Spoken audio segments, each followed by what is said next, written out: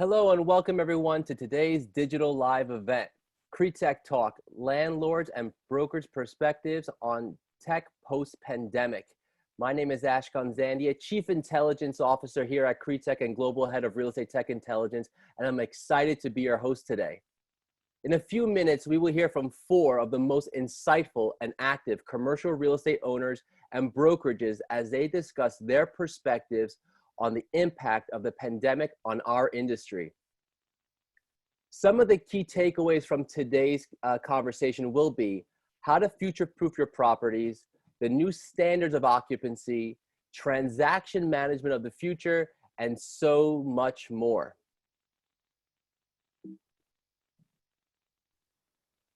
While we are waiting for everyone to log into their digital seats, I wanted to quickly share with everyone a list of upcoming free digital events at CREtech. Following this event today, there will be a webinar on preparing the built world for the new normal, part 3, presented by OpenPath. Next week on Thursday, April 30th, another event also hosted by OpenPath on preparing the built world for the new normal, part 4.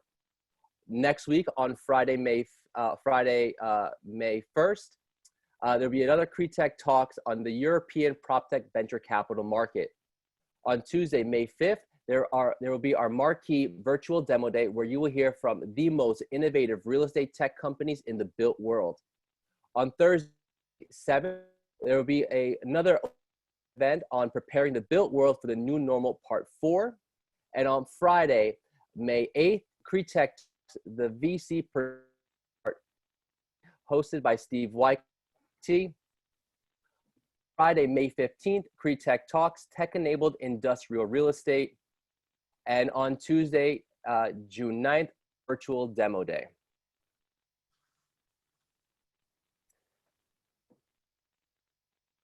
Throughout today's conversation, if you, our amazing audience and community, have any questions, please submit them using the Q&A button located at the bottom of your page. We love to hear from you, so please, please, please submit your questions and we'll do our best to answer them. We'd also like to hear your perspectives on which asset class will be impacted the most, so please share your thoughts by clicking on the poll icon located at the bottom of your page. We will begin that poll in a few short minutes while everyone's logging in. And we will also share the results of that poll at the end of today's conversation. With that said, I see that we have a large crowd gathering, so let's just get the show on the road. Without further ado, it's my pleasure to introduce some of the most insightful leaders in commercial real estate. Minta Kay, partner at Goodwin. Jeff Cox, Chief Innovation Officer and Chief Information Officer at Mill Creek Residential. Sandra Dalpanani, Chief Digital and Technology Officer at CBRE. Ginny Miller, VP of Technology and Innovation at Jamestown. And Jim Whalen, Senior Vice President and Chief Information and Chief Technology Officer at Boston Properties. Hello and welcome everyone. Hello Minta, how are you doing? Very well, thanks. And you?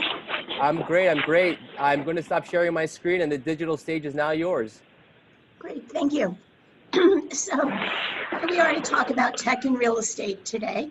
And I think before we move into talking about tech post-pandemic, we should take a couple of seconds and talk about tech in pandemic to level set what we're experiencing and what post will start to look like. So Jim, let me kick that off to you.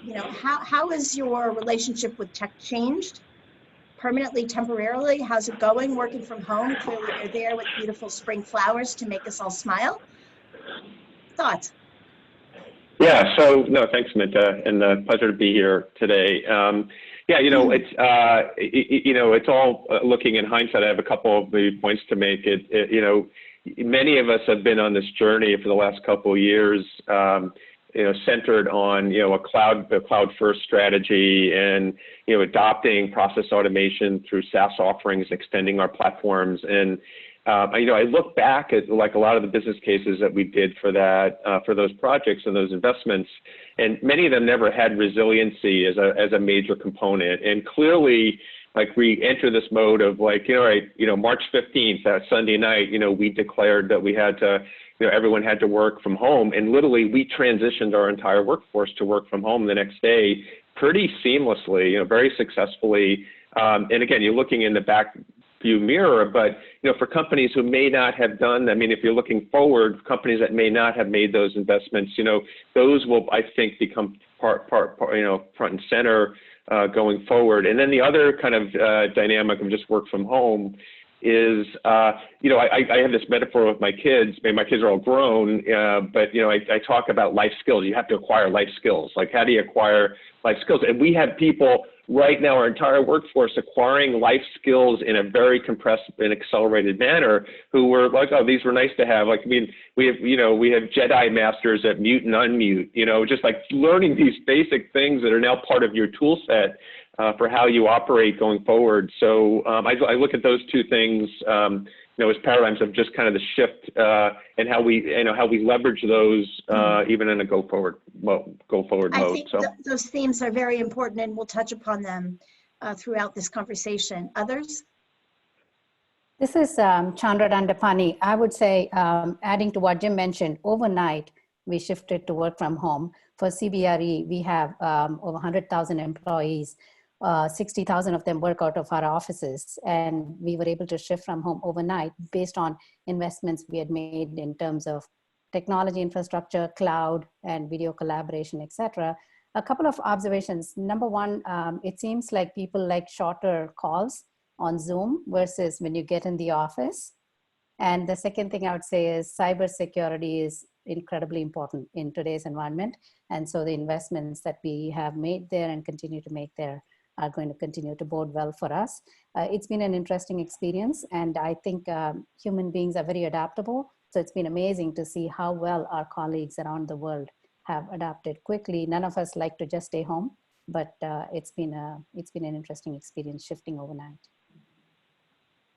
Yeah, I think we lose a lot of the personal touch that was built within the offices and the culture, but I think a lot of us had scalable solutions put in. We had a cloud first strategy, and so that really helped us push forward early to make the transition for the resources that need to be remote, put them remote, and then figure out how we run our individual communities. You still need service people to take care of service requests. So we had to act quickly and start looking at how we use different technologies, different processes, and so we were able to handle that pretty quickly with a good crisis management team. And I think that's the key part, is have a crisis management plan ahead of time, which fortunately we did, and that panned out to be very beneficial.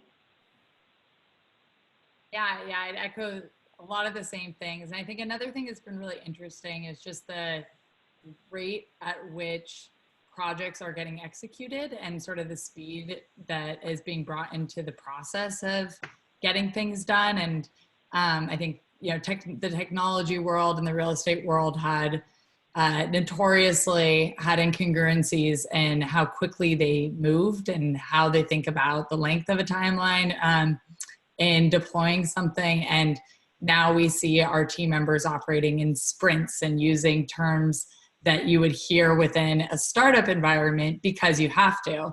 And then there's also a really interesting kind of leveling of the playing field across organization, I'd say across ages and skill sets too, where I've been on calls where our CEO will loop in an analyst who graduated from college last year just to say, what are you seeing? What are you hearing? Are your friends thinking that they want to work from home for the remainder of the time after this? And I think just leveraging the fact that we have a diverse workforce in order to kind of understand insights that none of us really have an 8-ball around right now.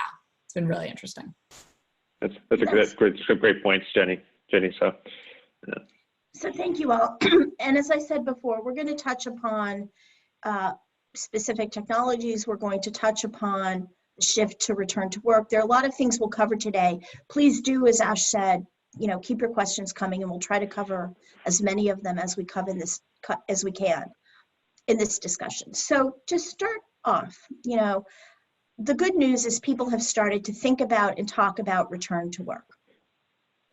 There's not any clear picture about what that means. No industry standard yet across asset classes or even within asset classes, but people are starting to think about it, which I think is quite encouraging while we deal with, the healthcare crisis and healthcare solutions. So with that, I'd like to ask the panel to comment on what they think about what return to work looks like. And I assume it's going to be different for different asset classes. I assume it's going to be different for people who are coming at this issue from different perspectives. So let's just start to get that out there, because I think it's a great segue then to follow on with more specificity. And Jeff, you've probably been ahead of the curve on residential and dealing with occupied buildings, I assume. And Yeah, I think with the residential side, I mean, we've been more hands-on with the teams that are local and on site, and we've had to because we have to keep those buildings operating. We have residents living in their homes, and we got to keep them up and running. From our side, it's what do we do with the construction workforce? What are the rules and regulations within each jurisdiction? So, clearly we have to go through that process first and foremost, and understanding what and who is allowed back and what is essential. But then for the national back office teams, what does that look like? They've learned to work remote. So are they able to work remote more often? Or is our workspace even configured in the correct fashion? If you have an open environment where it's a bunch of cubicles all on top of each other, is that an appropriate setup? Or do we space? What does that look like now? And so there's still a lot of questions to be answered that we don't have all those answers for the office workforce. But for construction, it's temperature readings, it's those type of things to make sure that we have people check before they come on site, and working with our partners to just be clear about what works. I know for us, I mean, we have a kind of a national task force focused on health, safety, and so one of my roles is really trying to focus on the technology. And you think about moving people through space, in office buildings, obviously as primarily an office owner. And, and I think about it, it's about, reinforcing like effective basics in this change in behavior that all of us are going to have to deal with, whether it's a requirement of local jurisdictions or just best practices of how you move through space. So, separate from the issues of process and signage, how does technology, I'm a technologist, so how does technology play into, those, again, reinforcing behavior, good behavior, and a change in behavior around basic effective, the effective basics, I call them. So, we've just been, focused on occupant and, access control, visitor processing. I mean, even things like, you had assumptions around, courtesy phones at lobby desks or entrances. I mean, we're going to be decommissioning those because, those, I mean, everyone has a cell phone now. The reason you had those, I mean, you have to start thinking very differently to really focus on a touchless or to reduce interactions, at least in the short term of whatever this cycle is here that we have to get through. So again, just very, challenging some old assumptions, looking at opportunities, being innovative at how we have a program where you get a barcode and you can go right in as a visitor, through our turnstile. If you're doing that, well, how do we amp that against those existing capabilities? So those are the kind of things that we're looking at, and how I'm kind of thinking about some of this, right, involved. I would say from I think when we picture, go ahead, Jeff. Were you going to? I was just going to add to that. I think as you're thinking about space, what space is appropriate now with common area spaces or open office spaces? We had to shut down all our common area spaces during this time period. And so at what point do you open those up and how do you allow that in? It's all questions that we're working through for how do you clean it? How do you keep appropriate distance if it's necessary?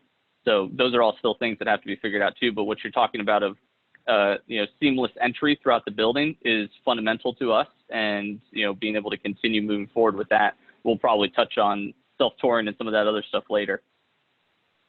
Yeah, I was going to say from a big picture perspective, globally, it seems like everyone's talking about 3 phases: response, re-entry, and recovery. They use different words to describe those. And from a re-entry or return to work perspective, we look at it from, first of all, what are the considerations? There are 3 major constituents we look at. One is what are the government regulations? And there's so many of them. There's so many permutations and combinations around the world. and whether it's local or federal, etc. And then the second is, what are our scientists and the health agencies telling us, and what data do we have from that? And the third is benchmarking with peer companies about how we're thinking about it. Some of the comments that Jeff and Tim mentioned here was is relevant everywhere. Everybody's talking about how do you return to work in in skyscraper buildings, elevator banks. One common theme that seems to be emerging is there's a lot of focus on how do we think about employee access and visitor management. There's also a lot of people thinking about shifts. How do you even let people enter elevator banks, and what kind of shifts? Is this shifts in weeks or shifts during the day? And there are some common themes emerging. I would say the biggest thing that we can do from a technology perspective is not rush into, let me put this technology here or temperature sensor here, etc., but really think about what are the leading indicators from a data perspective, and what are the most relevant things we can do as technology leaders to bring to bear, rather than jump to choosing any particular technology over the other, because there's a lot coming at all of us. Every company I speak with has a solution for reentry. So we just have to be thoughtful. Yeah, Chandra, I think that's a great point, because it's just like also trying to keep to the basics without getting enamored with the technology, and how do you balance, right? So it's a good point. Something that's interesting that sits across all of this, which we are also super focused on, I'm sure everyone else is communication. And so you can do all these things, you can deploy these new technologies, you can institute top of the line cleaning and sanitation standards. But if your tenants aren't aware that you're doing that, or they don't have space to provide feedback on what's working and what's not working well, then there's a disconnect. And I think that, at the top of all this is confidence, and people don't want to go back into the work if they're not feeling confident that they can go to a place that's going to be safe and comfortable for them to exist in. And so I think it's, for us, been this really fascinating look at tenant and landlord communication in a way that we've been a hands-on landlord, historically, but I think this has really brought us to even a closer place. And it's using tools like, we have HQO, which is a tenant engagement app at many of our properties. And then we, to the point about being nimble, we, within the first week of lockdown, launched a portal that we use to communicate with our small businesses and our restaurant tenants, and use kind of other remote communication tools. But I think that that's been something that we see as a necessary tool moving forward. Also, as to Chandra's 3 phases, I think that the phases are going to be lumpier than we all think, right? There's going to be some sort of reopening and then maybe some sort of contraction. And so I think putting in place the measures to continue to gather feedback along the way is super, super important. I think that's an excellent point. We are in uncharted territory here.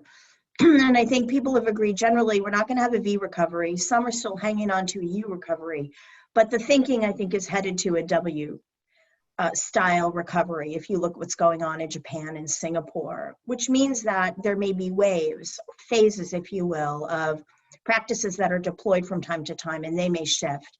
So you guys have all talked about different kinds of technologies. Let's jump into that a bit. This is, after all, to be a conversation about tech post-pandemic. There are questions about what particular types of technology people would find important. And there are questions around, particularly from the ownership side, about how one makes decisions to purchase or to deploy, influenced by their own values and influenced by the needs of their occupants. And they vary from multi-tenant to industrial to office or what have you. So let's pause a minute and let's dig more deeply into the kinds of technologies that you would expect based on your integration and advice to your companies will become a greater focus or will be accelerated as growth leaders post-pandemic. Yeah, I'll start. Self-touring, getting people into buildings. Artificial intelligence around leasing. I think those are 2 key areas that help us out, that mitigate some of the constraints on our own resources, but also be able to keep business flowing. And so it was something we had to pivot to right away, and move into the portfolio quickly. But I think when you take a step back and you look at what technology, to answer your question, it's technology that provides value, and not just all the nice to haves and the gimmicks and the things that look nice, but you're going to really start slicing it in a different way of, does it have a cost savings? Does it have a cost avoidance? Does it provide no new revenue? So those type of questions are really what are going to fund the necessary investment that you make. But there's a lot there for our perspective: energy management, preventative maintenance, these type of things that provide direct value back to not only the residents, but to us as owner operators. We're going to look at technologies like that make sense and have those savings or revenue opportunities. In the multifamily space, how do you think about security and safety and communication? Because I think it's a little bit different than one would in an office environment. In a multifamily project, property, you've got people living together, very tightly, which increases concern around the potential transmission of disease. How have you guys thought about that? Yeah, so security is utmost, and health and safety of our residents is of utmost importance to us, and open communication with our residents about what we're doing, the preventative natures we're doing to clean the buildings, as well as keep them informed of other residents within the building, et cetera, that could have issues. So it's very important to us, their security on that side of it. The other side is we value cybersecurity very important. In this time frame, we're seeing more and more cybersecurity activity come forward that could impact our residents, could impact us as owner operators. And so we put in additional measures to protect us, but we've had a strong cybersecurity program for a while now, because we really believe that's a base to make sure these types of systems and technologies that you're putting in place are of benefit to everyone in that. But no, it needs to be a center focus on everything that you do. Judy, I'd like to jump to you because a question has come in from the audience. And the question is, was the portal that you used to communicate with small businesses and restaurant tenants proprietary, or is it software that anyone could purchase or use? It's almost embarrassingly unproprietary. But I think it speaks to this point about being nimble and the need to be nimble in ways that maybe haven't existed, in previous systems and our real estate organizations. And so literally what it was, to give you some insight, was me creating a Squarespace website about a month before this all came down, saying, oh, wouldn't it be neat if we had a better tool to connect our small businesses and our restaurants to some of these really interesting technologies and resources that could help them sort of build resiliency in their businesses. Then this all went down. We rallied a cross-functional team around it of designers and engineers, and we made it more robust. We built out some partnerships with some technology companies that we already have relationships with to make sure that they could plug in, deliver information, and then from there, we used things like HQO and others that we had to Workspace to be able to distribute it to our tenants. But it's very, simple on one hand, but I think for us, what was interesting about it was more the ability to provide us with now one source that we can turn to when we say, what's our reopening plan for restaurants? Okay, great. We have a portal that we can distribute that information into. Or, we work a lot with Google. Grow with Google is a program that they have for small businesses. They're trying to roll out content for supporting businesses during recovery. Okay, great. We can plug that into our portal. So to the point about which technologies we're bullish on, I'm generally bullish. I know this is a little bit of a cop-out, but I'm generally bullish on platform technologies that I think allow for the integration of all these new services that we wanted to be able to deliver to our properties and our tenants. And I think that happens, on the multifamily side. You look at things like SmartRent that are coming in and saying, we can be the integrator of all these IoT services that you want to deploy, as opposed to you having to pick a horse right now. Or on the building side, there are things like tenant engagement platforms and others that say, we will help you be more nimble as the needs inevitably change over the next couple of years. So if access control becomes increasingly important, well, do you have a center that you can be sure to, distribute that through? So those are some of the things on our mind. So an observation there. I was going to say, and Jenny, you did that all from New Hampshire, right? So. Yeah, exactly. One comment, and then Chandra, I'll turn it over to you. I think that your observations indicate that a lot of the technology companies that have been working in different areas to date are morphing, right? They're rethinking their goals, they're rethinking their offerings, and they're thinking about ways to expand and cover, different aspects of their clients' needs. And I think that's interesting because I think some of them will succeed in doing that. And I think others will be more challenged in terms of, what happens with their platforms. And I'll turn it over to you, Chandra, but I'd be interested in hearing our panelists' thoughts about some of what, could be a reduction in friction or shakeout in the industry going forward. Yeah, first I'll comment on, I agree with Ginny on what's most important right now is timely content and easy distribution of information that our people need around the world. We have many employees of CBRE and our clients who work at client facilities that need to remain open and have remained open. And there are some that are trying to figure out when to return to work. And so fortunately for us, we have a proprietary platform that we had invested in called Host.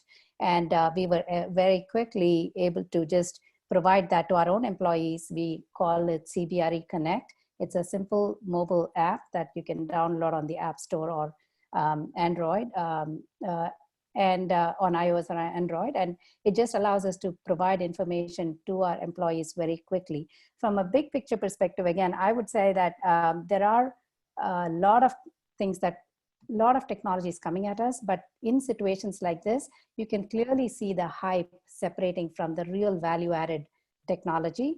And when there is technology that solves a real problem and solves it in a very simple way, that will always be in demand. So our strategy is simply, again, build, buy, or partner.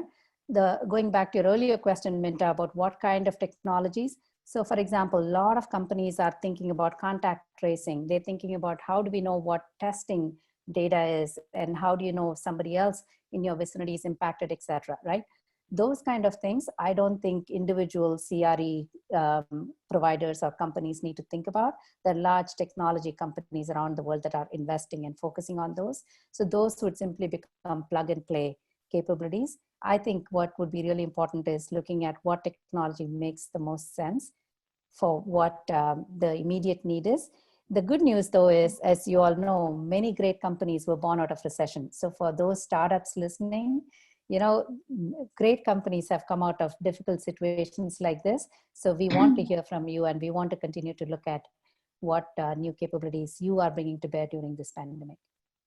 So there are a line of questions coming through from the audience about how one even starts to think about developing for one's own organization a return to work vision or program.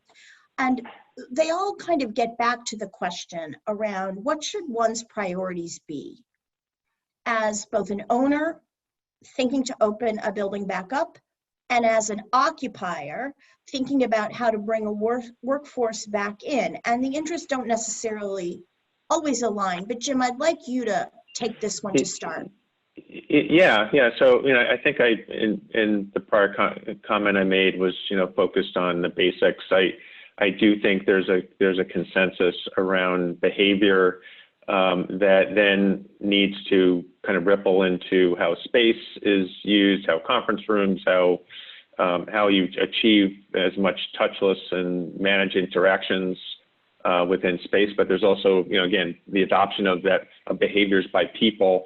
So all that, from our perspective, is we're, applying that to our building, operations of how we move people through space and the challenges of what that looks like. And we're putting a lot of work into and a lot of creativity into what that is going to look like. And then obviously inside space, lots of good material being generated across the industry.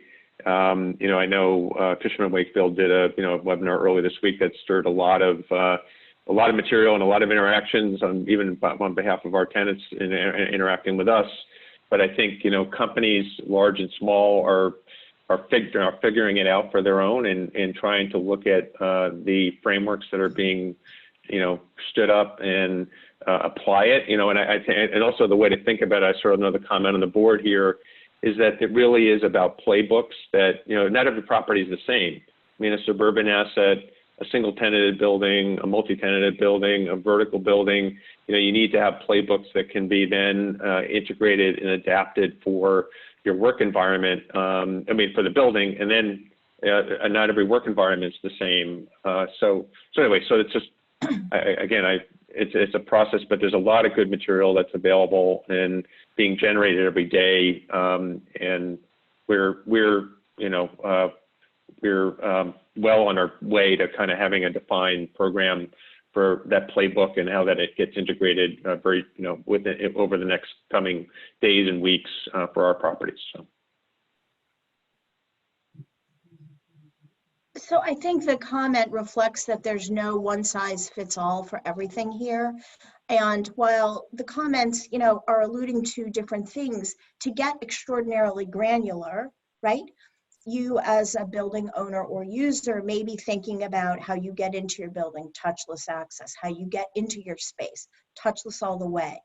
Are there antimicrobial products along your path that, sanitize your shoes and your, things more carefully than they might have before?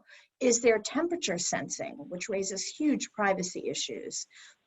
Are there IoT sensors that track movements of employees throughout the course of their day, including into what spaces they go and how long they stay there? So there are a lot of really, really granular options to think about that won't be one size fits all and will vary by people's, owners, concerns, proclivities around balancing health and safety and privacy. In the multifamily space, Jeff, in terms of granular technology, you referenced a number of things, and you were a panelist who talked about construction. There is a tremendous amount of technology contact going on, a lot of really wonderful stuff. Managing a work site is one thing, but also managing products to achieve greater health and wellness is another. Would love to hear your thoughts on those two items. Yeah. So sustainability is a core practice for Mill Creek, and the way that we construct and making sure that as we develop buildings that we're building, with the wellness of our residents in mind. So that's necessary. But so there's two approaches. One is the access control and the seamless access. We use a company called Stratus for most of our properties today that provides that seamless software layer over top of a bunch of different hardware layers. But from a construction side, we're a Procore shop, and we do a lot of work with Procore, and they've released some tools for us to help start checking productivity, which is really important for us during this time frame, as there's different jurisdictions that have different legislations on what can be done and what cannot be done at this time. So it's helping us track what our productivity looks like, and some pre-built dashboards around that has been very helpful for us. But as we go into this and we start thinking about what is the future post COVID, and does that change the way that we build or design? Yeah, I mean, there's going to be questions about how is the leasing office architected? Do we put it on the first floor or up a different floor? Do we separate it? Do we have space for our own associates to be distanced from the common areas, or is it part of the common area as it's traditionally been, right? So then it comes into, do we build a space that's open that has a bunch of co-working opportunity in it, or partner with a company that does that? So there's a lot of questions that start funneling just into the design and the architecture of the building, that you start thinking about what occurred here in this day and time that could affect the future. So those are all things that our developers and construction teams will think about as we go through that process. And our technology team will design technology alongside of them to make sure those solutions are seamless for them. And another thing I think is interesting on the construction development side of things, and this can get into, other supply chains is supply chain visibility and looking to understanding where products are coming from, what the health and safety standards are for the kind of various elements along the value chain. And so I think it's really just getting transparency into as much of the process beyond even what we have control of as possible. And that's something we're thinking a lot of. And I guess similarly, not construction related, but similar to thinking beyond just your four walls. On the office side, it's looking at how do people get to work and what does their commute look like? And are there other things that might limit people from getting and making their way to a building that we maybe didn't have control over before, but might want to start taking more ownership over, just because it significantly impacts the way that people can come and feel comfortable in your space. Mm. And I know, data that cuts across everything that we talk about, whether it's supply chain visibility or getting information on what's happening, how are what are our clients looking for? What are our employees looking for? My strong bias and belief is that companies that figure out how to gather the right data, analyze and gain insights from it, because like you mentioned, Minta, this is going to be an iterative process. Nobody has the playbook, right? We have never experienced something like this before in modern history. And there are so many capabilities available to us today. So I think, how do you actually sort through that in a systematic way and make some bets, make some calls, test and learn, and we will evolve into a new future that looks different from what it used to pre-pandemic. But I think the more we can, as an industry, think about what data matters and how do we actually leverage the data to get to a better place than where we were, even pre-pandemic, is, I think, this is a great opportunity for us as an industry. Yeah, and I was going to say a similar point, Chandra. I know, Minta, when I keynoted your event back in January, just before all this went down, in Boston, one of the themes was really just this decade ahead of data. I mean, the sheer enablement that is, data at scale, cloud enabled, now then powered, come back to your point, Jeff, on, ML and AI. And, so this whole thing of actionable insights, I just know when we pivoted into, in the last 6 weeks, literally my data team is literally lit up, so, whether it be focused on our, amping our pulse on our collections and AR activities, whether it be, on access control, we've built a very robust system to understand all the activity at our turnstiles around the entire country. So how do we actually have a pulse on what's actually happening and help inform, as our buildings are cycling down? And it's going to help us understand, behaviors as we go up. So we're, one of the elements is how do we provide this pulse to our local teams, as buildings, and understanding how they need to adapt, their operations as we kind of get back in mode here. So I just think data is still, and going back to sustainability, Jeff, very core value of our company. We're kind of a data-driven culture, and that is, I just see that as still a continuing enabler, as a theme for our industry, if not more amped, so. I think there's a certification process out there called Fitwell that I think is going to take off more because of the resident wellness aspects that it has in it, the air quality control, all those things that get bred in that really are a post-pandemic need. I think you're going to see more of that come across portfolios, both in the office space and in the multifamily space, because the desire is there that we're taking care of the people that are in the buildings. Yeah, I don't. Go ahead, Jeff. Jim, go ahead. Go ahead, Chandra. I was going to say, I'll give an example. We have a software called Plans that we provide to our professionals for occupier and investor clients to, look at spaces remotely and be able to model how you design that space, and you can see it in 2D or 3D. One of the things that I'm very interested in as we see our professionals actually onboard new plans over the past 3 weeks is, how are emerging needs in terms of how are people configuring their spaces? Previously, you had a certain number of conference rooms and certain number of desks, how are the desks going to be configured? All of those things are early indicators that will play out on how various clients are going to be thinking about their own spaces. I've heard some companies say they're going to lock down conference rooms. Others say they're going to rethink their cafeteria spaces. So I think there's a lot that's going to play out over the next 3-6 months that will help us figure out where collectively we are shifting in terms of a new normal. So question for the group, our audience has heard a lot around different types of specific technologies, but just scraping the surface very, very slightly. There's a lot here. There are also different considerations, that participants in this industry will take into account as they're thinking about what they need for their organizations and their teams to feel safe, willing to go back to work, and actually be safe.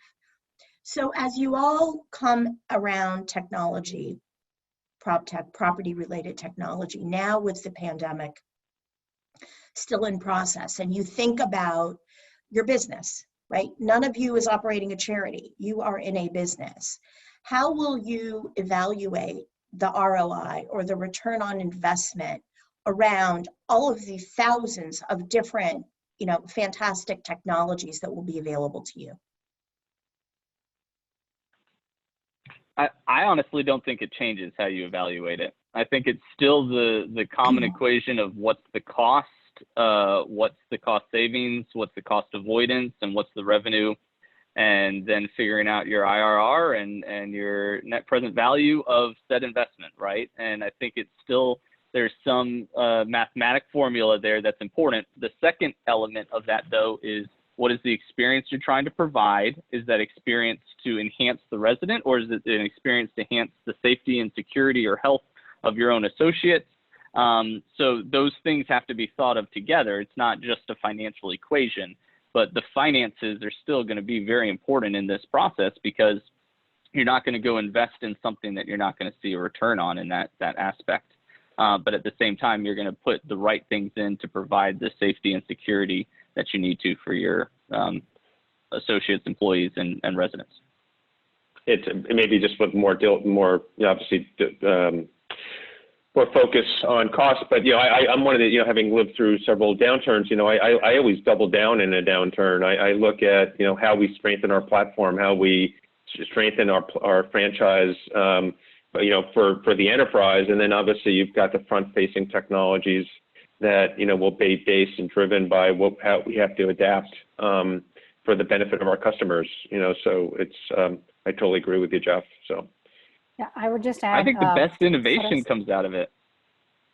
I would agree, and for us, actually, it's really both offense and defense. From a defense perspective, right? Really looking at what are some of the technology investments we could defer, and we spend hundreds of millions of dollars on technology every year. And so what could we, with the current environment, what could we defer or slow down? And then what are the areas we really want to double down on, like Jim mentioned?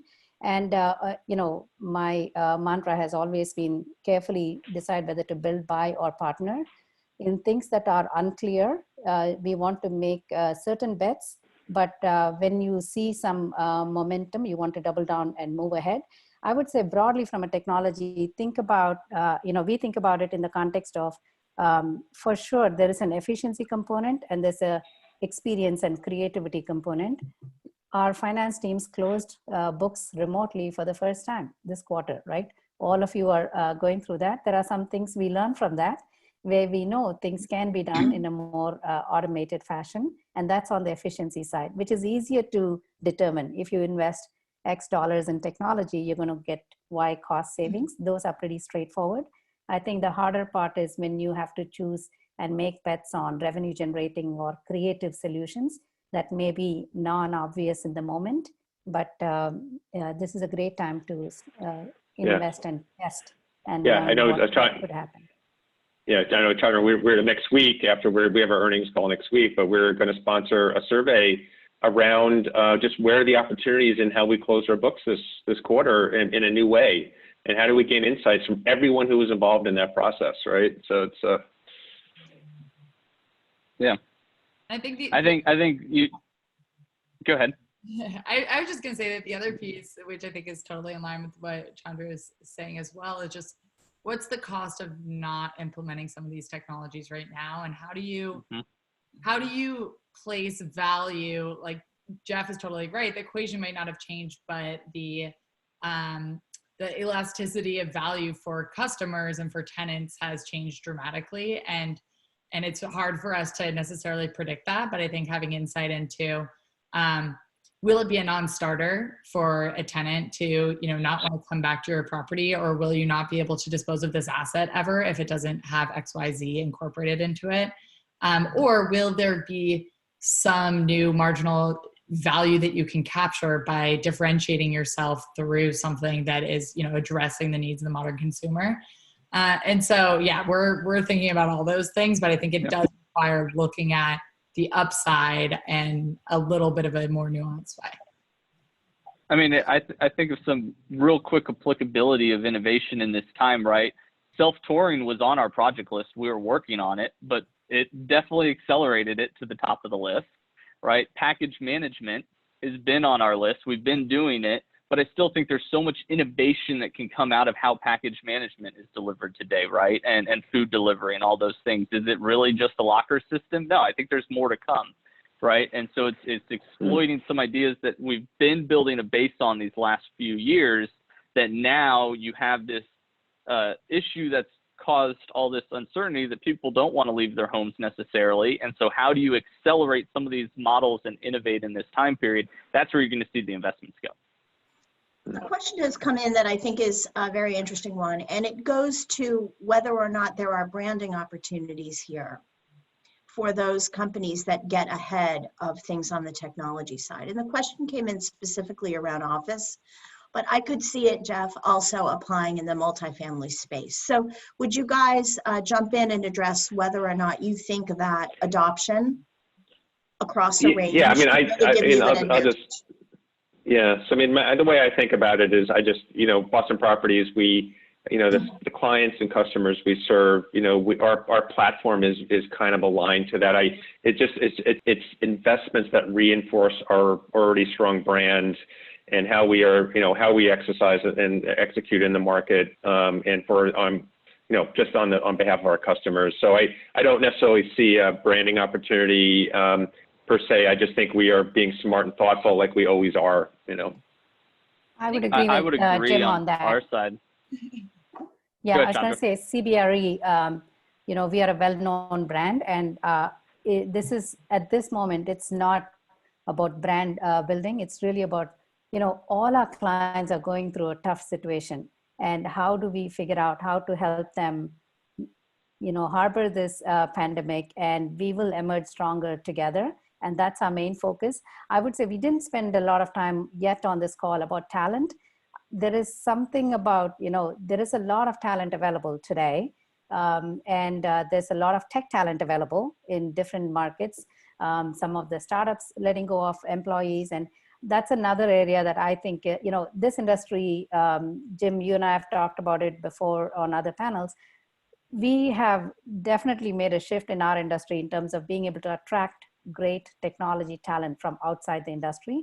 This is another great opportunity for us to double down on that and figure out how do we attract great technology talent. So from that perspective, maybe the industry brand and becoming more attractive to great tech talent around the world is a continued opportunity. I think that's a very interesting point. Yeah. And Ginny, you've commented before about talent and flexibility in this space.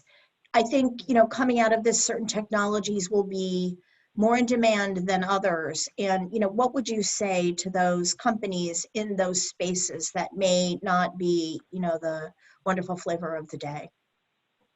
Yeah, no, it's a good way of dancing around certain categories. But I think Chandra's absolutely right. I think that the real estate tech industry in some ways was kicked off with, by the amazing work that WeWork had done initially. And I think many others in more of the four-wall kind of shared economy space as it relates to real estate.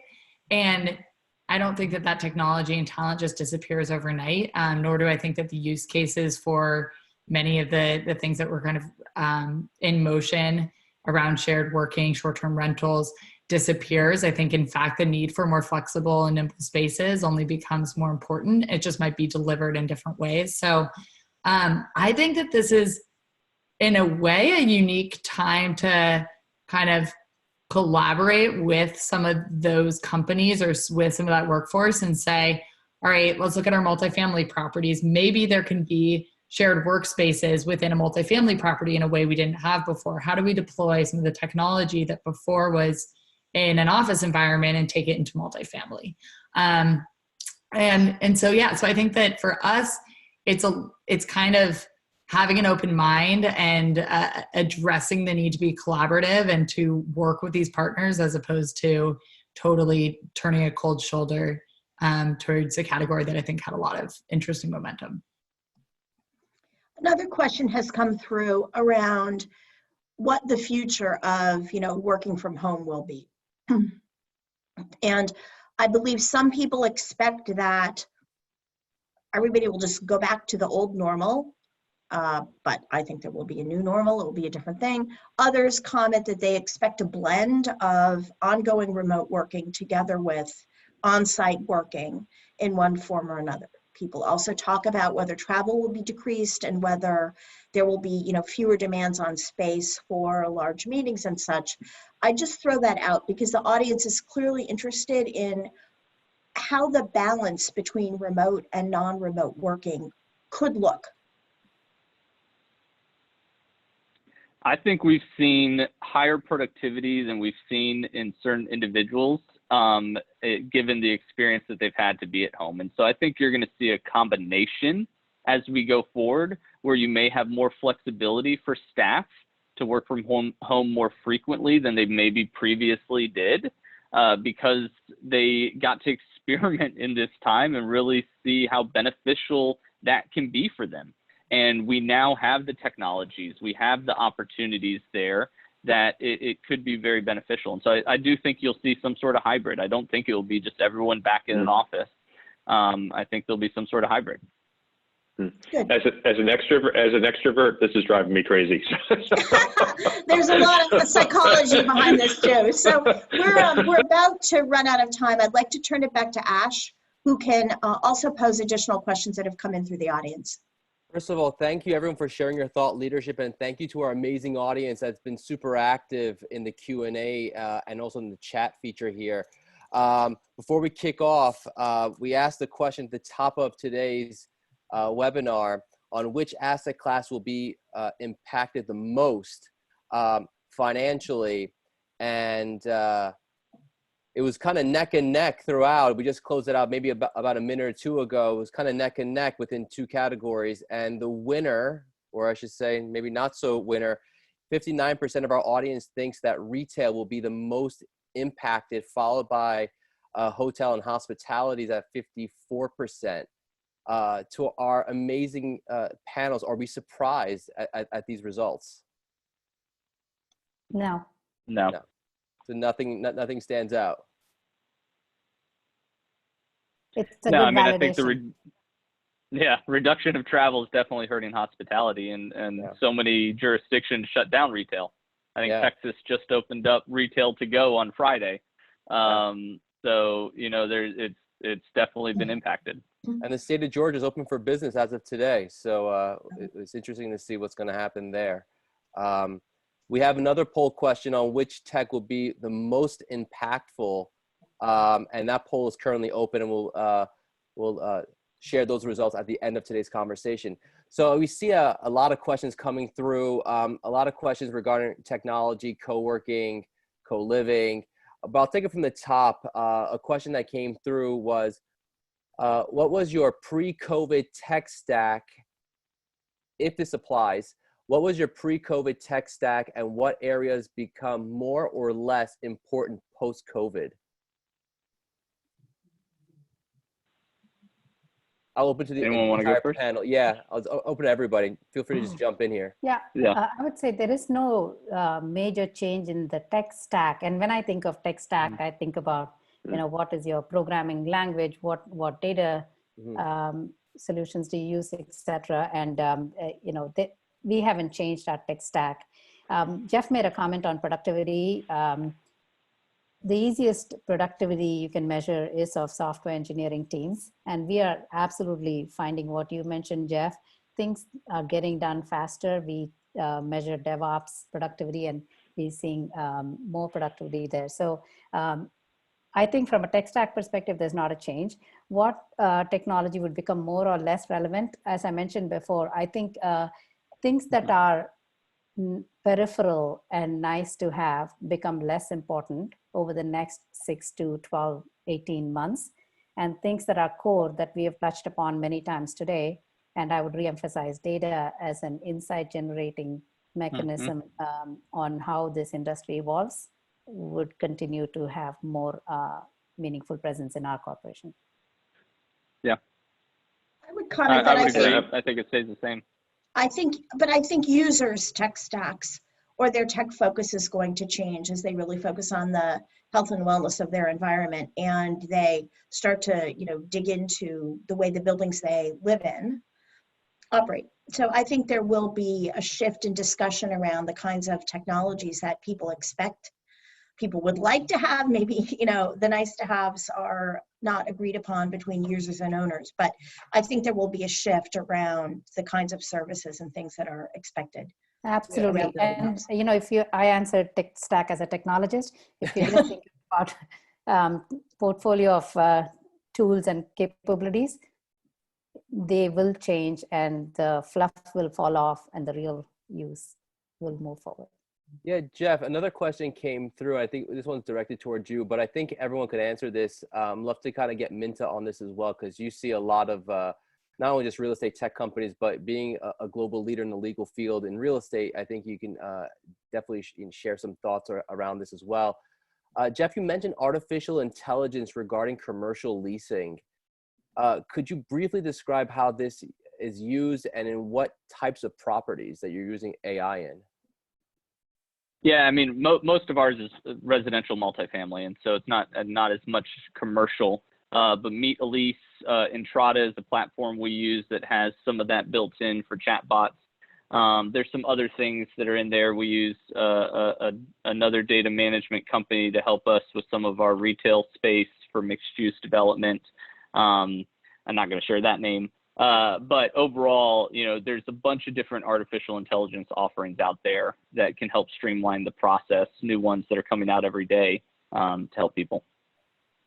Yeah, and thanks, Ash. I will say, you know, Goodwin has itself invested in by purchasing a number of AI tools that do anything from fairly regularized document production to very sophisticated due diligence on individual assets or on portfolio assets. And we have tested these things and they've proven to be phenomenally effective and accurate. So AI, you know, is going to do a lot of things. It's going to have robots that clean, but it's got technology that lends itself to the written world as well. And, you know, firms like Goodwin that have gotten really ahead of the curve and made an investment in this stuff, just turn it over to our clients and they get the benefit of, you know, our investment at very low cost, if any.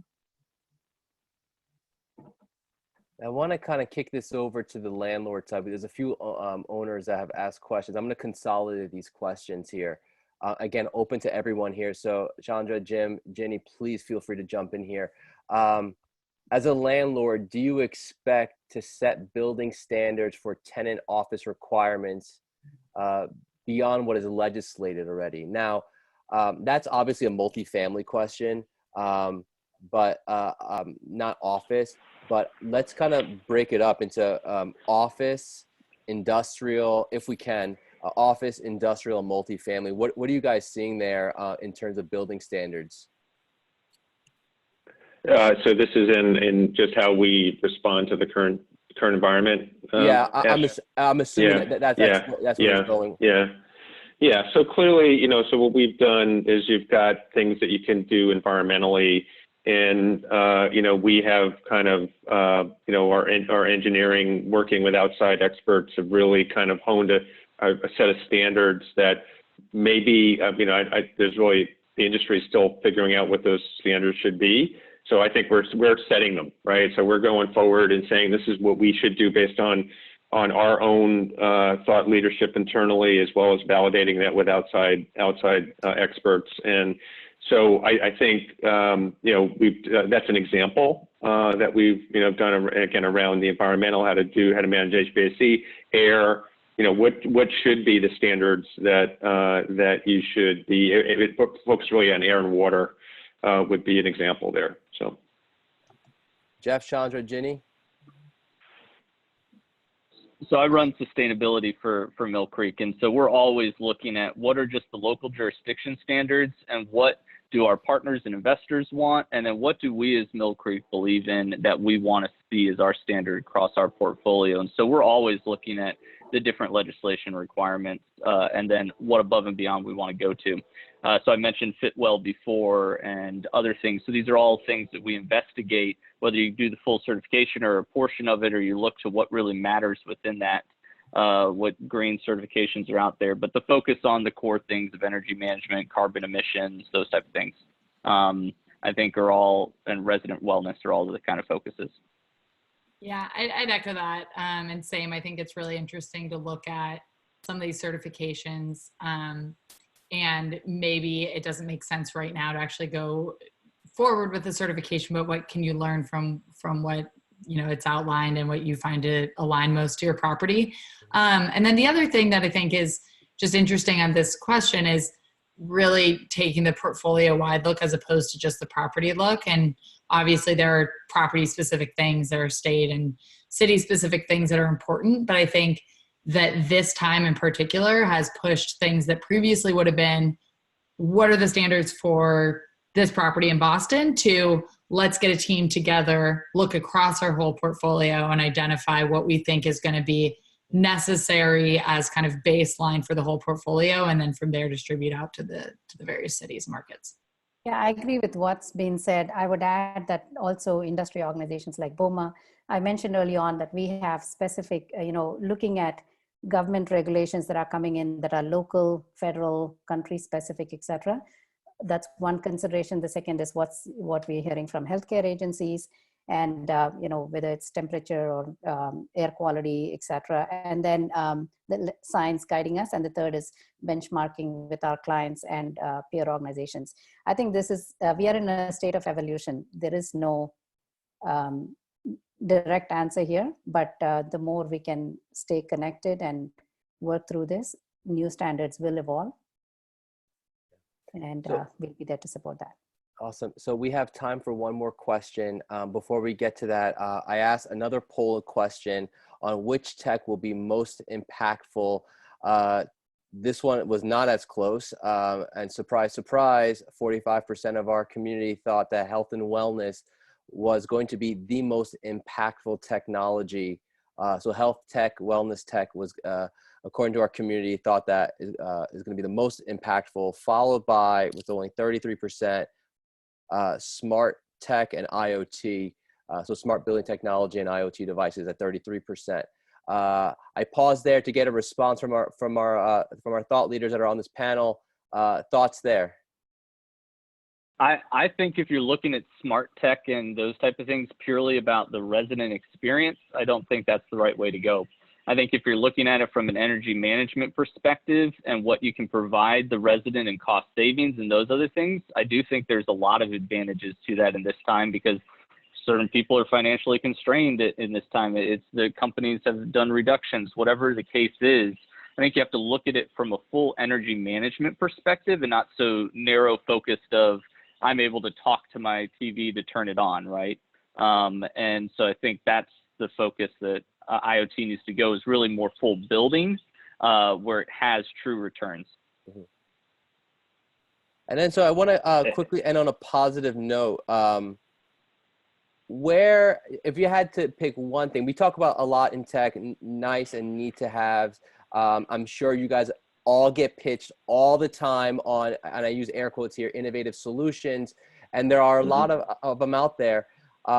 If you had a crystal ball and you could look at, you could peer into the future, what would be the one thing that you're most bullish on that is a absolute need to have to future-proof your assets? Well, I would step back from the question for a moment and say that the real estate industry is extraordinarily resilient. If you go back and you look at what happened after 9/11, you go back and you look at what happened after 2007, 2008, you will find an industry that after 9/11 questioned whether anyone would ever build a high-rise again, questioned whether H&L would ever come back. And the same sort of thing happened, after the GFC in 2009. But look at the number of high-rises that have gone up around the world. Look at how H&L came back more strongly than ever and in a different way. So this industry will come back or will move on and evolve in very, very creative ways. And that's a lot of what I love about it. In terms of particular technology, I think it's difficult to predict which will be the most important. And I don't think any one of us can say that there will be one. I do think the nice to haves are going to be more challenged, and I hope that their teams and their technologies, evolve and are nimble, as a word that was used earlier in this conversation, into new things. But I think there will be a congregation of technologies that will come together and will deal with air quality, will deal with access, will deal with health issues in the short term, but that longer term will guide the way the industry thinks about its built world and the use of its space and the construction of its space. I would just add, there's plenty of opportunity to innovate in the current space. It's very hard for any of us to simply say, go down this path on technology.